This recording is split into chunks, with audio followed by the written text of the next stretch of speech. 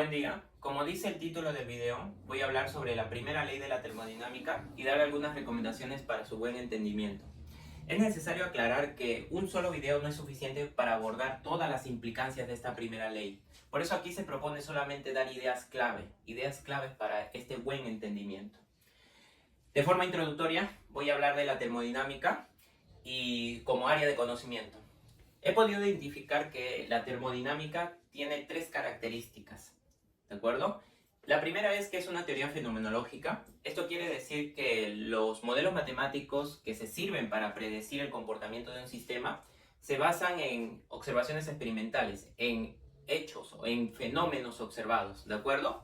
Aquí por sistema me puedo referir a cualquier cosa. Puede ser el cuerpo humano, puede ser un planeta, puede ser hasta el mismo universo entero, ¿de acuerdo? La segunda característica es que es una teoría independiente, porque a priori o en principio no depende de otras áreas de conocimiento, como es la mecánica clásica o la mecánica cuántica, que también tratan los sistemas que tratan la termodinámica, pero lo hacen desde otro enfoque diferente. Voy a ejemplificar esto. Por ejemplo, un gas, que es un caso típico de estudio en termodinámica, se aborda en termodinámica como un todo, bajo una ley como un todo. En mecánica clásica o en mecánica cuántica se aborda ese mismo sistema gas desde sus componentes, desde la descripción de sus componentes, bajo ciertos principios que tiene la mecánica clásica. La tercera característica es que la termodinámica contiene leyes, y estas leyes son universales. Ahora, es importante aclarar, y esto ya es conocido, es que la termodinámica, para poder describir, se basa en 4 axiomas, o 4 leyes. Estas 4 leyes se pueden aplicar a cualquier sistema, y esta aplicación a cualquier sistema es lo que le da la característica de que sean universales. Ahora, a continuación voy a enunciar cada una de estas leyes de forma breve porque solo quiero enfocarme en esta primera ley.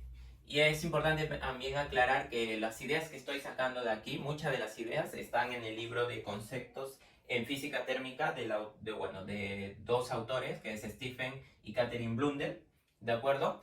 Y más adelante hablaré de este libro. Ahora, la ley cero. La ley cero establece que si dos sistemas, en este caso A y B, están en equilibrio térmico con un tercer sistema, que es C, entonces esos dos sistemas, A y B, también están en equilibrio térmico. Entonces, lo que aquí la ley cero establece es como una transitividad. Y la implicancia más importante de esta ley cero es que permite que puedan construirse instrumentos de medida de temperatura y que podamos confiar en ellos, ¿no? Ahora, la primera ley establece que en un sistema los cambios de energía están asociados a trabajo y a calor, y que trabajo y calor son energía en tránsito. Eso es importante porque calor y trabajo no son energía en sí, sino son energía dinámica, energía por intercambio, ¿de acuerdo? Más adelante hablaré de esta primera ley, pero ya menciono que tiene esta expresión matemática. La segunda ley establece que no existe un proceso cuyo único resultado sea la transferencia de calor de un cuerpo más frío a un cuerpo más caliente, ¿de acuerdo? Y hay que tener mucho cuidado con esta segunda ley. Aquí yo he esquematizado para que se pueda entender mucho mejor. El sistema A tiene mayor temperatura que un sistema B. Están en contacto. Entonces va a haber una transferencia de calor asociada a esta diferencia de temperatura. Y eso ocurre, ¿de acuerdo? El calor fluye de mayor temperatura a menor temperatura. Y también ocurre lo contrario, ¿de acuerdo? Puede ocurrir que el calor pueda fluir desde una menor temperatura a mayor temperatura. Pero lo que la segunda ley establece es que no existe ese proceso cuyo único resultado sea esa transferencia de menor temperatura a mayor temperatura. Ahora, la tercera ley, la que es menos útil de todas las leyes, establece que en un sistema no puedes llegar a la temperatura nula en un número finito de pasos, ¿de acuerdo? Por eso aquí pongo la expresión como límite, porque matemáticamente se puede llegar al sistema a temperatura nula en un número infinito de pasos, pero no en un número finito de pasos, ¿de acuerdo? Vuelvo a recalcar que muchas de las ideas que estoy mencionando aquí las he sacado del libro de conceptos en física térmica, que la voy a dejar por aquí, ¿de acuerdo? Ahora, para abordar la primera ley, voy a aprovechar primero en mencionar dos ideas importantes. La primera idea es la idea de equilibrio y la segunda idea es la idea de proceso termodinámico. Para eso he esquematizado aquí, digamos, una cierta figura que voy a explicar a continuación. La termodinámica aborda los sistemas en base a variables macroscópicas. ¿Qué son las variables macroscópicas? Son variables que son accesibles experimentalmente. Por ejemplo, si hablamos de un gas, como es en el aire, esta puede ser descrita desde el punto de vista de la termodinámica, desde sus variables macroscópicas, que es presión, volumen y temperatura. Ahora, cuando estas tres variables, presión, volumen y temperatura, están relacionados bajo una ecuación que es llamada ecuación de estado, entonces tenemos una situación de equilibrio, ¿de acuerdo? Entonces, una ecuación de estado, que la expreso de esta forma general, define la idea de equilibrio. Y, por ejemplo, si hablamos de un gas ideal, tenemos el conocido pavo ratón. Ahora, estas variables macroscópicas las podemos poner en ejes de coordenadas. Por ejemplo, la presión lo podemos poner en el eje X, la temperatura en el eje Y y el volumen lo podemos poner en el eje Z. Y esta ecuación de estado define una superficie, un manifold, ¿de acuerdo? Donde cada punto de esa superficie define un estado de equilibrio. Y aquí viene la idea importante. Un proceso termodinámico es moverse desde un punto de equilibrio hacia otro punto de equilibrio. Pero esto se puede hacer por diferentes vías, diferentes trayectorias.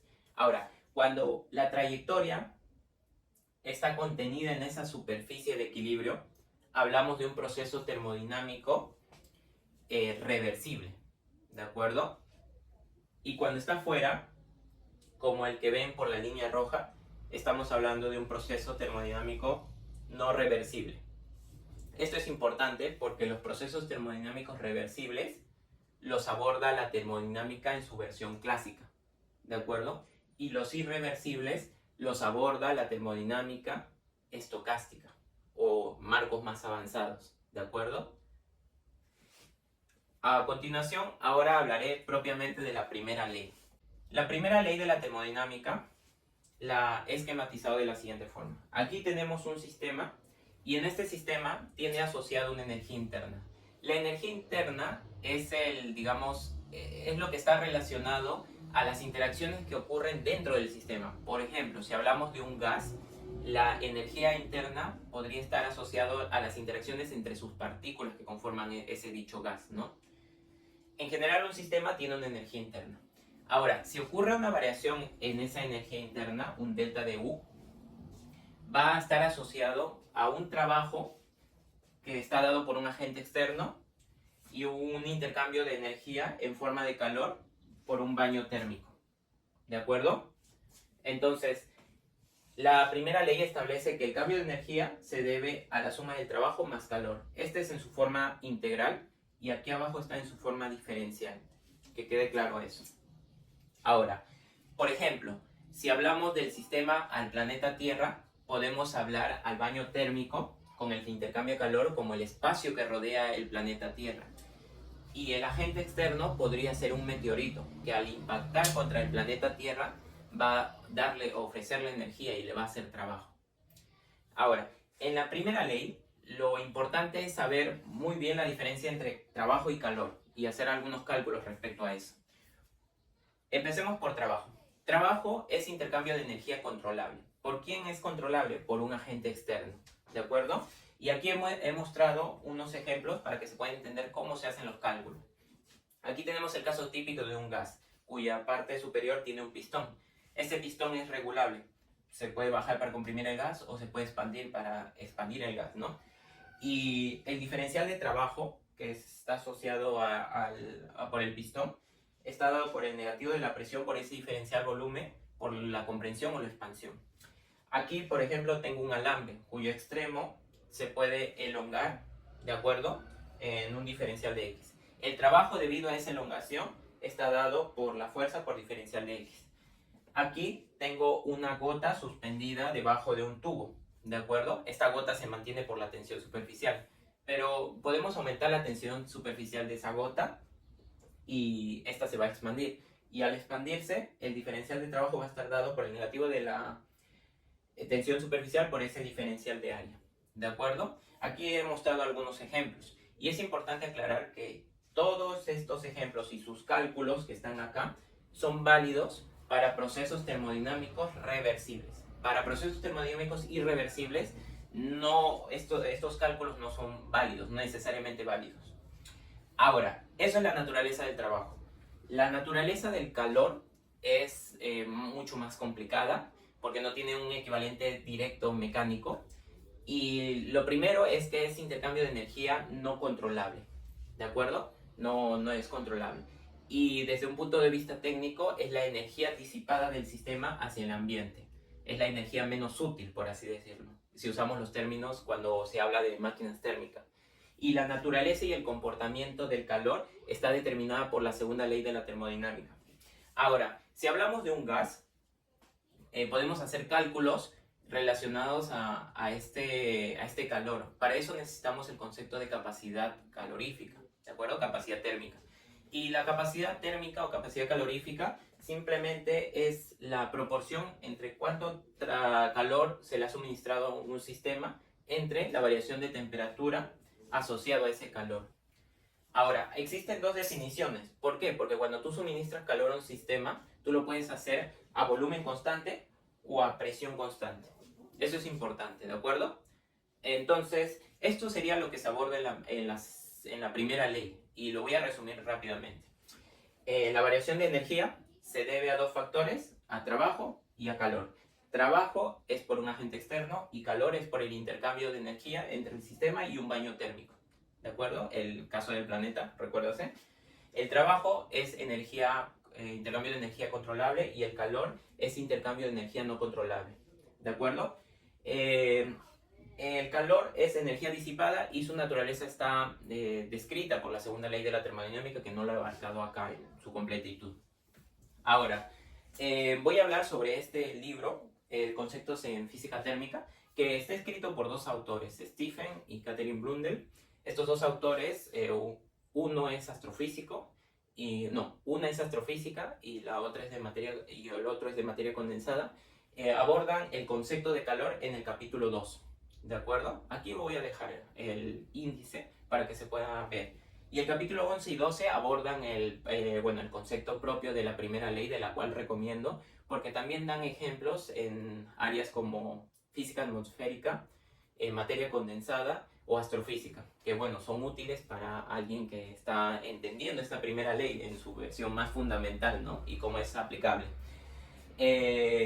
Claro, cada uno puede optar por cualquier libro que desee, pero yo ofrezco esta opción que es bien accesible y lo cierto es que está en inglés, no está en español, ¿de acuerdo? Antes de terminar el video, quiero dar alguna reflexión sobre las ideas que he abarcado aquí. Si ustedes se dan cuenta, si hablamos podemos hablar de cualquier sistema, eso lo he mencionado, cualquier sistema para abordar la primera ley de la termodinámica.